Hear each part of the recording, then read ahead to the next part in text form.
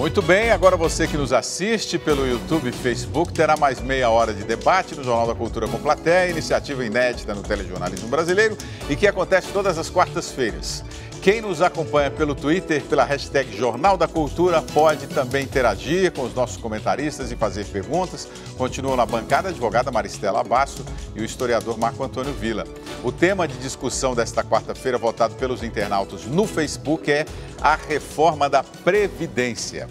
A reforma ministerial pode se tornar uma moeda de troca para o governo aprovar a reforma da Previdência. O presidente Temer acredita que conseguirá uma reforma mínima ainda este ano.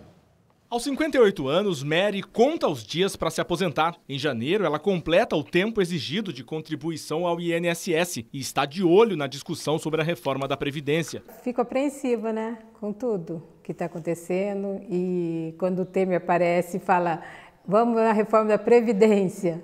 Então eu já fico toda com medo, né? O novo texto da reforma deverá sair na semana que vem. Propostas impopulares deverão ser retiradas, como a cobrança de contribuição para o trabalhador rural e o aumento de contribuição mínima, que deve continuar sendo de 15 anos. O governo não abre mão de 2 pontos: idade mínima de 62 anos para mulheres e 65 para os homens, e a unificação das regras do funcionalismo público com a iniciativa privada. Do texto anterior devem ser mantidos 40 anos de contribuição para receber o benefício integral e nenhum benefício poderá ser menor que o salário mínimo. Esta advogada previdenciária diz que o governo precisa arrecadar mais porque os gastos com a aposentadoria estão sempre crescendo. Para aquele que já tem acima de 45, ele entra naquele chamado pedágio. O problema é o seguinte: aquele que ainda não tem o tempo para conseguir o pedágio. Então, se você pensar numa pessoa que começou a trabalhar com muito mais idade, ela acaba sendo muito mais prejudicada. O governo tem pressa para votar a reforma. Como 2018 é um ano eleitoral, o que costuma afetar os trabalhos no Congresso, a intenção do presidente Michel Temer é aprovar o texto até fevereiro. Mas, para isso, é preciso convencer os deputados. Temer deve usar as futuras mudanças no ministério para conquistar votos pela reforma. Partidos como o PP, PSD, PMDB e DEM querem ampliar espaço no governo. A Previdência deve fechar o ano com um rombo de 260 bilhões de reais, segundo o Ministério do Planejamento. Mas o número é contestado. Este advogado diz que o governo não inclui na conta receitas como as do PIS e da contribuição social sobre lucro líquido. Além disso, retira dinheiro do Caixa Previdenciário. Na conta do governo não se inclui todas as contribuições de Seguridade Social. E aí você automaticamente, incluindo menos contribuição e aumentando o maior número de saídas ou de benefício, etc., você acaba falando que tem déficit. Agora o telespectador é que faz as perguntas. Vamos lá. Pode fazer. Meu nome é Franklin. A pergunta é: o suposto rombo da Previdência, vocês acreditam que realmente existe? E quais são as possíveis soluções para saná-lo? Vai, Villa. Tem rombo ou não tem a Previdência? Bem, é uma polêmica, né? Mas é uma polêmica político-ideológica partidária também, né? Que há rombo há. Todos os sistemas de previdência nos últimos 20, 25 anos no mundo ocidental ou menos foram modificados. Todos. Na Europa Ocidental, vamos pegar o caso da Europa Ocidental, que nós somos mais ou menos em algumas questões parecidas com ele, não com os Estados Unidos, né? Foram alterados. A Alemanha mudou. Será que é uma conspiração na Alemanha contra os aposentados? Nós estamos falando de um país que tem sindicatos que nem se comparam com os do Brasil. Sindicatos autênticos e seculares, né? Com partidos enraizados na sociedade, com uma sociedade transparente. E mudou. Essa história de que é superavitária a Previdência é um delírio. É caso de internação, né? Quem fala isso não fala lé com cré. Isso é um absurdo. É óbvio, porque antes nós tínhamos uma pirâmide etária assim. Hoje ela é assim e vai ser assim. É claro, há um processo de envelhecimento da população brasileira. A população vive mais tempo. E se ela vive mais tempo, ela precisa contribuir mais tempo, porque ela vai ficar mais tempo no sistema. Isso é óbvio. Não adianta fazer discussão político-ideológica na matemática. Isso quem faz é o PT, que criou aqui no ABC uma disciplina que é obrigatória, afromatemática, né? Isso que é loucura, isso aí é doideira do PT. Então, a questão toda é que existe. Agora, o quantum desse déficit, como que deve ser trabalhado, é outra questão. Isso é outra questão. Agora, que precisa ser feito, precisa. Agora, precisa acabar com os privilégios de todos? Sim, precisa. Então, não só quer dizer, por exemplo, a questão dos políticos. Como é que fica? O sujeito, o Zé Dirceu, semana passada nós noticiamos aqui, no Jornal da Cultura, né, William? Aposentadoria do Zé Dirceu, ele teve 2 mandatos e se aposentou, recebendo 9 mil e pouco por mês. Além de ele ser um sentenciado, um criminoso, um traidor da pátria, ainda ele recebe aposentadoria. Se é que não se aposentou em São Paulo como deputado estadual também. Então, a grande questão, ou se acaba com todos os privilégios, né? Inclusive do judiciário, que é um setor mais privilegiado no Brasil, mais privilegiado é o judiciário, ou acaba com todos os privilégios. A grande questão é que essa reforma no fim é uma farsa. Em resumo, não vai aprovar nada. Tudo que o presidente está falando não vai acontecer nada. O ano legislativo terminou. Ele diz até fevereiro, tem recesso a partir da segunda metade de dezembro, só volta depois do carnaval. E o ano que vem, eu não sei se o presidente sabe, é ano eleitoral. Não vai aprovar coisa alguma. Se aprovar é só a idade mínima. No máximo, vai aprovar em 19 alguma coisa. Maristela, tem rombo ou não tem a Previdência? Evidentemente que tem, não era possível, né? Não é mais possível manter todos os beneficiários aumentando dessa forma exponencial, como explicou o Vila, com esse mesmo caixa. Isso qualquer dona de casa sabe, né? Se entram mais pessoas para o jantar, aquela panelada de feijão que eu faço para 3 pessoas, para 10 não vai dar. Então, evidentemente que eu tenho que mexer nos ingredientes, ou seja, eu tenho que ter mais ingredientes para aumentar essa panela de feijão. O que é importante a gente perceber é que nós temos que fazer essa reforma da Previdência. Então, não dá para esperar. Quando o presidente diz, eu preciso fazer isso em 2017, é porque não dá para ser em 2018, porque ele sabe que 2018 é o ano eleitoral, não vai ser possível, e depois acaba o mandato dele e talvez outro presidente não fará. É muito interessante que ele tenha essa bandeira, assim como ele teve a bandeira da reforma trabalhista. Essa é a nossa bandeira no momento.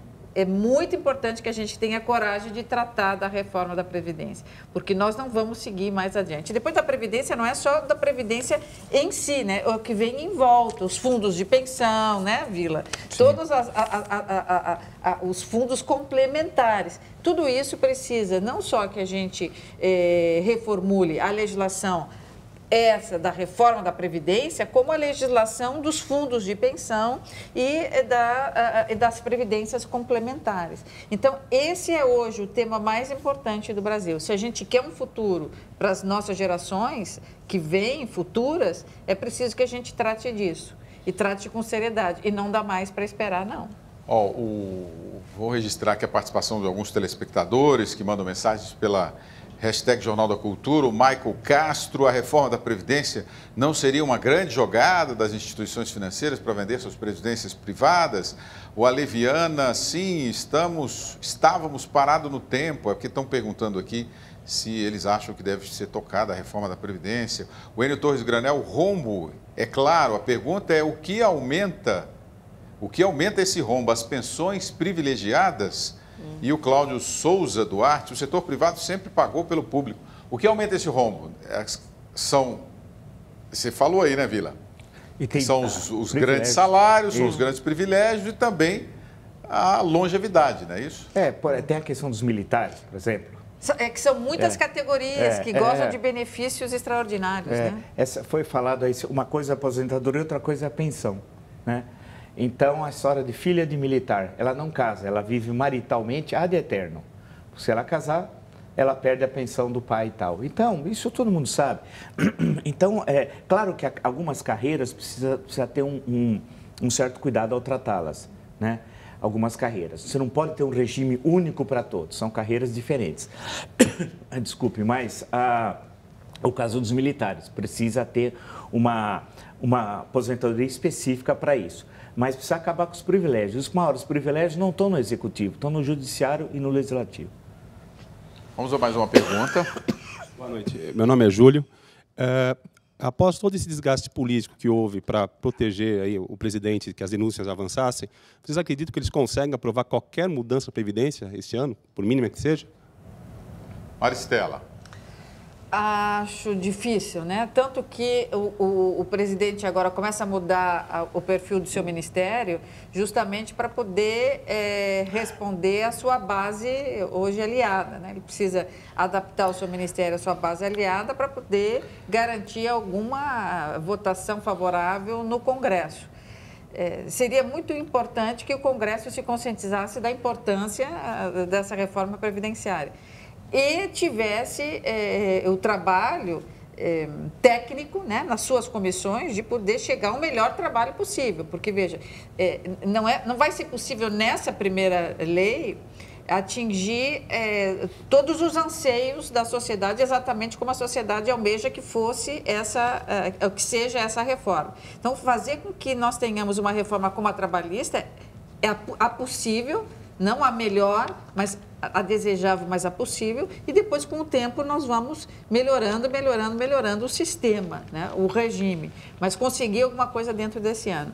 Eu não acredito que a gente consiga. Acho que é a bandeira do presidente, ele vai trabalhar bastante, ele vai chamar agora um ministério junto dele e vai dar essa tarefa, mas não acredito que ele tenha força, infelizmente, suficiente para conseguir isso.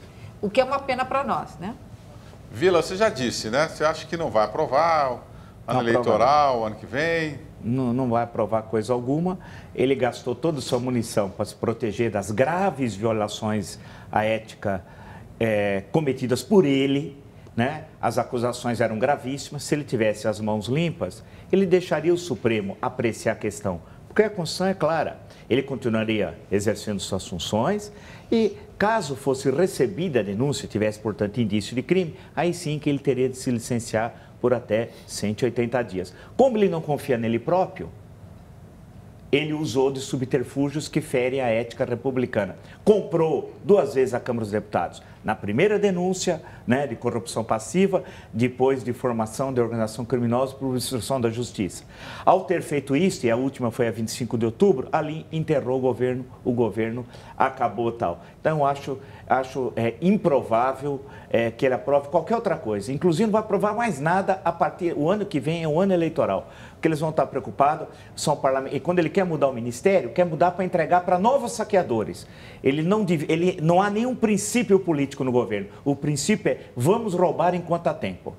Agora, Vila, um governo impopular tem mais facilidade de aprovar uma reforma da Previdência, né? Quanto mais popular, menos ele vai querer mexer com a população, não é isso? É uma situação muito complicada que a gente vive. Nós vimos a maior crise da história do Brasil republicano e com a pior elite política da história. Então, junta 2 coisas, é a crise mais profunda e com a pior elite política. Então, como é que nós vamos sair desse buraco? Essa é que é a grande questão. Nós estamos num beco sem saída. Nós não podemos voltar, porque estão correndo atrás da gente e o final do beco tem um muro de 8 metros de altura, a gente não consegue escalar e sair. Nós não temos saída. Nós vemos uma crise institucional gravíssima, uma crise política grave e uma elite corrupta. E numa situação econômica muito difícil. Então, tudo indica que nós vamos passar um 2018 muito complicado e aguardando novas denúncias. Porque esse governo se sustenta enquanto as malas não forem devidamente esclarecidas. É o governo das malas. Ou seja, na hora que o Gedel disser o seguinte, olha, os 51 milhões não era só para mim, eu recebi e distribuía, e dizer para quem distribui, cai o governo. Na hora que o Rodrigo Rocha Louros, que parece coisa do Neolítico, lá do Paleolítico, da pré-história, aqui na Rua Pamplona, pegou, para quem que ele pegou aquela mala? Para ele. A gente sabe para quem ele pegou, todo mundo sabe, né? Então, na hora que o Rodrigo Rocha Louros disser para quem ele estava levando aquela mala, esse governo termina. Em suma, portanto, nós vivemos uma crise de um governo que depende de malas. Isso aqui não é república, isso aqui é uma bandalheira. Mas será que agora, nesse momento, né, nós temos que pensar nessa caça às bruxas e nessa, digamos, passação de roupa e passar o Brasil a limpo? Ou nós temos que ir deixando isso para as instituições, né, o Poder Judiciário, que apesar de todos os problemas que o Poder Judiciário tem, todos os problemas de privilégios, disso, mais aquilo, ainda é no Poder Judiciário que deságua as nossas esperanças e é para lá que está a operação Lava Jato, é lá que está a equipe trabalhando. Enfim, apesar de todos os problemas, é lá que nós depositamos as nossas expectativas de lavar esse Brasil e começar, demora o tempo que demorar, mas começar um Brasil novo. Será que, ao invés de tanta, né, e crítica, não seria o momento de fazer um pacto, né, com entre as instituições e levar o Brasil para frente? Quer dizer, o Brasil precisa desse pacto, né, entre todas as instituições, e não são só os poderes, aí o legislativo, executivo e judiciário, mas todos os poderes que têm alguma participação no desenvolvimento do Brasil, de levar o Brasil para frente com esse presidente que, com todos os seus defeitos, com mala ou sem mala, ele precisa levar o país a bom termo até o final do seu mandato e preparar o país, sim, para eleições seguras, boas, no ano que vem. Então, talvez a gente tivesse que, no meio desse turbilhão, né, de tantas coisas, fazer um pacto mesmo e levar o Brasil a um bom termo. É o momento que o Brasil precisa de bom senso, de paz e de um sistema de colaboração para que a gente consiga levar essa nave, nessa tempestade, a um bom ancoradouro. Eu acho que é isso que faz falta. Embora tudo isso que o Vila disse, ele tem razão, mas existe um foro no qual isso tudo está sendo discutido e tem seu tempo, né? Ali o judiciário, a operação, isso tudo vai chegar, nós vamos saber para quem foi essa mala, o Temer vai responder pelos seus crimes, se cometeu ou não, o outro também vai, demora o tempo que demorar, se vai uma condenação em primeiro grau que não se confirma em segundo, se não se confirma em segundo, se confirma em terceiro, isso tudo tem seu tempo. Mas, enquanto isso, o Brasil tem que crescer. Enquanto isso, nós temos que levar o Brasil para frente. E como é que nós vamos fazer isso? A política é isso, né? É a arte da gente conseguir levar o país para frente, não obstante todos esses problemas. Fazer um pacto para o Brasil ir para frente, mesmo que seja com o demônio. É isso. Exatamente. Tá. A política é isso. A política é a gente conseguir, no meio dessa desarmonia, pensar no país e levar o Brasil para frente. Tá bom. Vamos a mais uma pergunta. Aqui. Boa noite, professor Robson, do Instituto Federal do curso de Políticas Públicas. Concordo com o pacto, acho que precisa ser esse caminho mesmo, que é o caminho democrático das instituições, mas o professor Vila também lembrou que nós temos um muro aí na frente, né? Então, o governo, com o déficit que tem, a Previdência Pública sendo grande responsável por esse déficit, não aprovando nada esse ano, não aprovando nada o ano que vem, entrando um governo que talvez seja popular e também não queira mexer. Temos tempo? Ou o default do governo é inevitável? O governo federal vai quebrar, vai chegar um momento que ele vai virar um governo do Rio de Janeiro. Há tempo para esse pacto? Essa é a pergunta. Bom, eu acredito que há tempo. Quando se sentam na mesa pessoas de bem, homens de boa vontade, né? Eu acredito que sim. E a fuga é para frente. Nós temos que fazer, não tem outra alternativa, né? Então, nós vamos ter que encontrar um mecanismo de fazer isso, encontrar as pessoas certas e levar o país a bom termo. Como fazer isso? Nós vamos ter que encontrar aí 2 ou 3 ou 4 políticos que consigam fazer esse diálogo. Onde eles estão por aí, talvez mais preocupados em brigar uns com os outros, né? O PSDB, por exemplo, na sua esquizofrenia congênita, não sabe se vai para cá, se vai para lá, se fica no governo, se sai, se fica se entra esse, se sai aquele, se xingam ou não. Ao invés de eles viverem a sua relação, né? Discutir a sua relação sempre interna, eles olhassem um pouco o Brasil e tentassem usar os seus caciques, que tem pessoas tão importantes ali para ver o Brasil, né? Sair de dentro deles e olhar para o país e tentar resolver os nossos problemas, talvez dali saíssem contribuições extraordinárias. Então, talvez a gente tenha políticos potenciais importantes que estão preocupados agora, olhando para o seu próprio umbigo, do seu próprio partido e pensando o que vai acontecer nas eleições de 18, quando o Brasil está precisando deles nesse momento. Vila. A gente não pode fazer pacto com bandido. Não há acordo com bandido. Portanto, não há acordo com a elite política. Acabou. Não tem conversa. Você não pode sentar e decidir o destino do nosso país, onde nós nascemos, vivemos e vamos morrer, com bandidos. Eu não me sento com as pessoas que dirigem esse país. Eu tenho nojo dessas pessoas. Ponto final. Não há conversa. Não é divergência que isso atrapalha o Brasil. O Brasil não anda por causa desses criminosos que tomaram o aparelho de Estado, alguns há décadas. Eles merecem o opróbrio da nação. Eles é o asco, o nojo. A gente não deve nem cumprimentá-los. Eles não merecem ser chamados de brasileiros. Nós precisamos acabar com o discurso poliana. Nós precisamos mostrar que isso aqui é Brasil de brasileiros e brasileiras, que isso aqui é uma pátria, isso aqui não é uma terra de bandoleiros, de sem-vergonhas. Essa história que o brasileiro tem DNA de corrupto, quem é corrupto é a elite, que é política, que é corrupta. Essa elite dos 3 poderes carcomidos, que não servem para nada. Essa república vive, volta a dizer, a crise mais grave dessa história. Não há diálogo com bandidos, com traidores da pátria. Essa que é a questão chave. Ou a gente olha o Brasil como ele é, né? Ou eternamente nós vamos viver numa situação e agora gravíssima, de uma crise política que não termina. Não é possível dialogar com os que nos governam. É impossível. Um presidente, por exemplo, que manda um auxiliar pegar uma mala de 500 mil reais, a gente vai aceitar isso passivamente? Nós não temos sangue brasileiro, nós somos o quê? Ah, mas é perigoso falar isso. Como é perigoso? A gente vai viver de joelhos para essas pessoas, para o Aécio Neves que pede 2 milhões, para o Lula, o criminoso de São Bernardo do Campo. É com esses que nós vamos nos conversar, é com os que estão no Legislativo, os que estão no Judiciário, gente que envergonha a justiça brasileira, é com aquele Supremo que está aí. Não, a gente tem que dar as costas a eles. Ou nós temos dignidade, não temos honra, temos a espinha ereta, ou nós vamos viver ad eterno de joelhos para criminosos. Essa é a questão central e me desculpe a exaltação. Nós temos de mudar, ter coragem.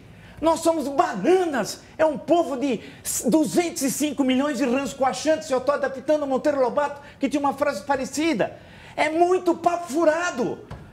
Se a gente tiver coragem de brasileiros, a gente derruba tudo isso que está aí. Essas instituições estão destruídas, carcomidas. Estado Democrático de Direito no Brasil é para defender criminoso. O trânsito em julgado é para bandido. É para o Rio de Janeiro, por Jorge Pisciani, é para o Sérgio Cabral, é para o Lula, é para o Aécio e é para tantos outros. Chega de papo furado. Essa Constituição, em tese é boa, mas ela protege o direito do pobre, da classe média, de quem paga impostos, protege nada. E os escritórios de advocacia que são bilionários defendendo políticos corruptos? Bilionários! As grandes mansões de Brasília, de quem são? E aí ainda o sujeito vai para a França, faz aniversário, dá risada ao advogado da nossa cara. Será que ele perguntou um dia na vida que a origem do honorário dele é dinheiro roubado? Muita gente morreu por não ter hospital, porque o político roubou e pagou para ele. Chega, aí vai dizer, mas a OAB vai reclamar com você? Já reclamou aqui no Jornal da Cultura. E eu fui na OAB lá, no evento, ao lado do presidente, e repeti a mesma coisa que tinha dito aqui. Ou seja, eu entendi mudar, não tergiversar. Preto é preto, branco é branco. Patriota é patriota, traidor é traidor. E quem recebe mala é traidor, quem dá mala é traidor. Quem é aliado desse sistema, ou de cor-de-rosa, ou aliado participando diretamente, também é traidor. Acabou. Chega. Ou a gente constrói uma república digna desse nome, ou isso daqui vai ser essa bandalheira ad eterno.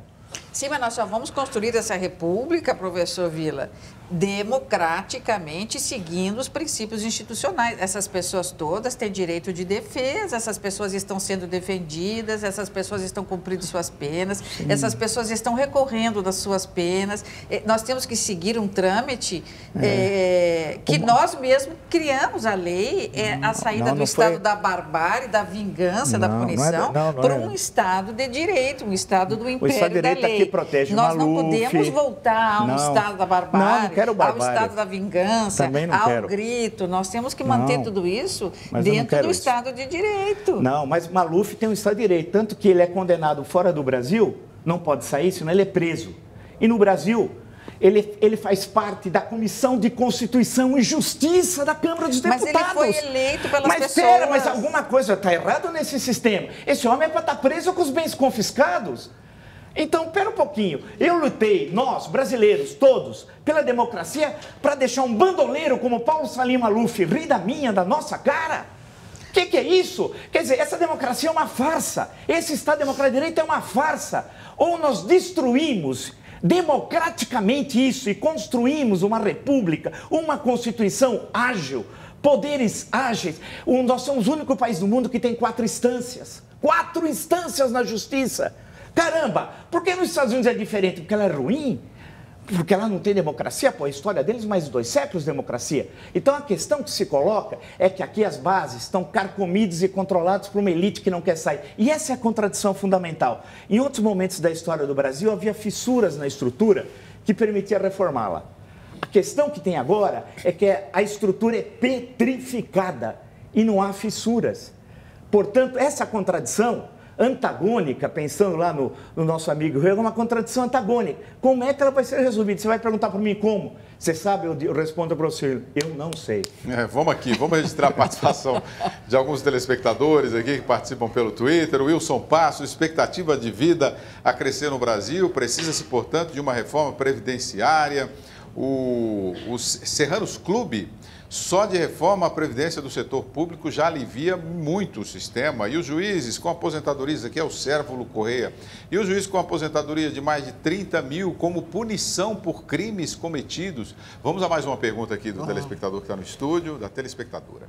Boa noite, Maristela. Boa noite, Vila. Meu nome é Márcia Cabral, eu sou do Instituto Federal. Eu gostaria de saber o seguinte, dos mais de 2 trilhões destinados ao orçamento geral da União, sendo que 20 e poucos % a mais destinado para a Previdência e mais de 40% destinado à amortização de juros para a dívida, não seria muito mais correto verificar antes o que está acontecendo nessa parte, já que é quase o dobro do que tem na Previdência? Isso não está virando uma caixa de Pandora? Claro, se você perguntou para mim se eu posso comentar, certamente. Eu acho que tudo começa, primeiro, por uma grande auditoria. Essas auditorias já foram feitas, né? Entra governo, sai governo, eles fazem essas auditorias, eles sabem exatamente onde está. Como na infiltração, a gente consegue detectar ali que está, vai lá, chama o encanador, depois chama o pedreiro e fecha o buraco. Eles sabem exatamente, mas um deixa para o outro, né? Ou um vai aumentando mais o buraco, a infiltração vai ficando pior. Eles sabem exatamente. Agora, a questão importante é exatamente que aquele governante, seja ele lá qual for, mas esse que está agora, o nosso presidente com a sua equipe, diga, bom, dessa auditoria, o buraco está aqui, o problema está aqui e eu vou começar por aqui, custe o que custar. Talvez essa vontade política é que está faltando e esse político tem que ter isso. Esse é o mais importante, né?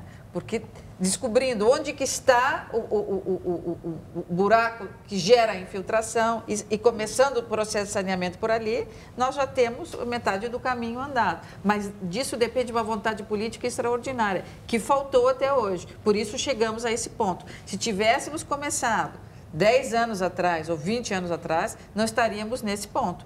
Grande parte hoje dos países importantes do mundo detectaram que nós estávamos vivendo mais, com mais saúde, que era preciso mexer no sistema 20, 15 anos atrás e já começaram a trabalhar nisso. Então, não chegaram ou não chegarão a ter esse problema que nós estamos tendo agora. Mas que nós precisamos mexer nisso o mais rápido possível para que da infiltração a parede não caia, isso sim. Olha aqui, ó, a sua fala, Vila, gerou várias manifestações, várias mensagens, mas tem mensagem de apoio, mas tem perguntas também, Vila. Aí nós temos 2 minutos para fechar essa sequência de perguntas. O Igor Max, ele aqui, lembrando, a grande maioria desta velharia que domina a política nacional foram os que criaram a legislação que os protegem, né? E o Johnny Max está fazendo uma pergunta para você. Vila, você acredita então que a solução para o Brasil seria a intervenção militar? Não. Porque é bom lembrar que é o artigo 142, hoje tão dito, da Constituição, né? A tal intervenção militar constitucional, o artigo é claro, é por ação de um dos chefes dos 3 poderes, ou do Executivo, seria o presidente Temer, do Legislativo, Eunício de Oliveira, que é o presidente do Congresso, ou a senhora Carmen Lúcia, a tia Carminha, que mal consegue ler um voto, quando no voto do Aécio foi um desastre e tal. Então, você imagina a quem a gente está entregue. Então, não creio que a solução seja por aí. É claro que, e para ser muito sucinto, porque eu sei da questão do tempo, nós temos uma contradição insolúvel política, que vai ser resolvida como? É difícil. Mas com a participação popular, com a pressão popular, com o papel hoje das redes sociais e com as ruas, se as ruas renascerem como atores políticos, o Brasil pode mudar da forma que acho que como os brasileiros desejam. As ruas precisam ser atores políticos. Nós não podemos entregar o destino do Brasil à elite política da Praça dos Três Poderes. Aquela elite é demoníaca. A Praça dos Três Poderes não representa o Brasil. Essa que é a questão central. Se as ruas forem novamente agentes de mudança, e poderão sê-las, o Brasil muda. Não vamos entregar às autoridades constituídas, e tem razão, eles é que constituíram tudo isso, entregar a solução da crise. O Brasil não merece nem o executivo que tem, nem o judiciário que tem e nem o legislativo que tem. Muito bem, vamos registrar aqui a participação, foram várias pessoas que participaram desta noite, do JC com plateia, a Jéssica Fabro, o Fabrício Carmanara, Silva Amapá, Márcio Santos, Ildete, Igor Marques, Samuel Leles, Júnior Vidal, Valdiron Bastos e tantos outros. Muito obrigado pela participação. Estamos encerrando, infelizmente, essa edição do Jornal da Cultura com plateia. Na quarta-feira que vem tem mais. Qualquer telespectador, qualquer grupo de amigos, seja da escola ou do trabalho, pode se inscrever e para vir aqui no estúdio através do e-mail plateiajc@tvcultura.com.br. Nossa produção com certeza entrará em contato. Agradeço a presença dos comentaristas Maristela Basso, Marco Antônio Villa, que ficaram mais meia hora pós-Jornal da Cultura, não é isso? E da nossa plateia magnífica de hoje. Muito obrigado pela participação de todos vocês. E você que nos acompanhou, uma ótima noite. Obrigado pela participação, restinho de feriado aí. Nos vemos amanhã às 9h15 no Jornal da Cultura. Boa noite, até amanhã.